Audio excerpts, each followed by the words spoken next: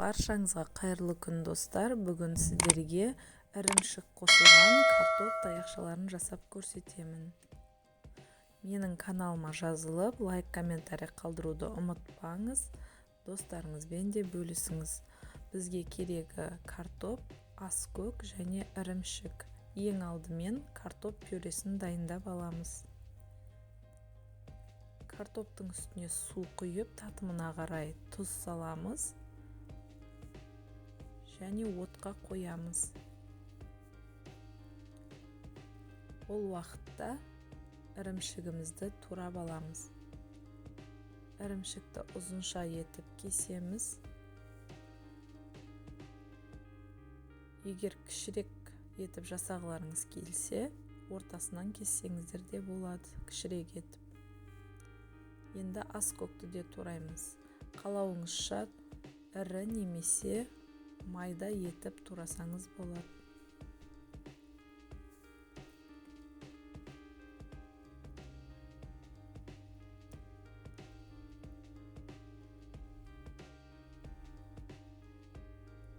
Міне турап болдық. Картопымыз да пісіп қалды. Енді ешқандай сүт қоспаймыз, май қоспаймыз, тек қана тұз, бұрыш қосамыз татымына қарай және еземіз. Біздің картоп құрғақ болуы қажет. Бөлме температурасын суытып алдық. Енді үстіне аскөкті қосамыз. Жақсылап араластырамыз.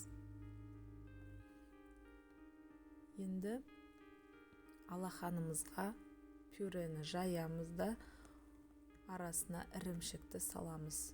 Тура видеодағыдай етіп ірімшікті пюремен орап шығамыз. Ашық жерін қалдырмаңыздар. Тура котлеттің формасын жасаймыз.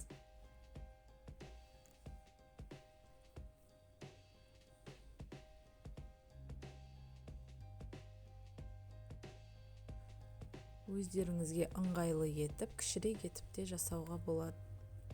Барлығын жасап алдық. Енді ұнға аунатып аламыз.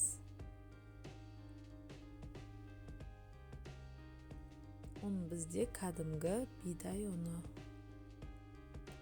Артық ұндарын сілкіп қағып жібереміз.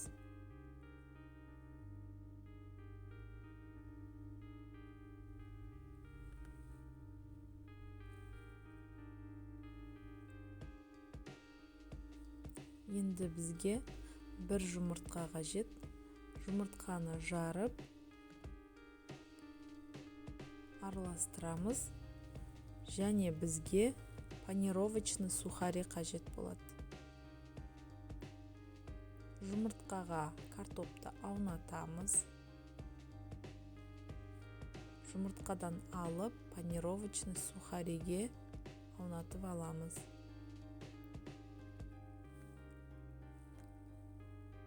Достар, менің видеом ұнап жатса, менің каналыма жазылып, лайк, комментарий қалдыруды ұмытпаңыз. Достарыңызбен де бөлісіңіз. Толық рецепті астына описанияға жазып кетемін.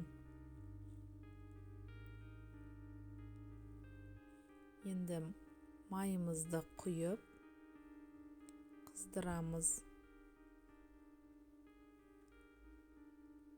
Май қызғаннан кейін астын баяу қоямыз.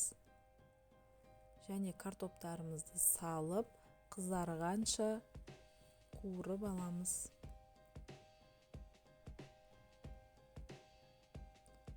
Сіздер де жасап көріңіздер, өте дәмді, әрі оңай, үйдегі бар заттармен жасауға болады. Балаларыңыз аскөкті ұнатпаса, қоспай қоюға да болады. Піскен картоп таяқшаларын кетчуппен не болмаса түрлі соустармен ұсынсаңыз болады. Біздің картоп таяқшалары дайын болды.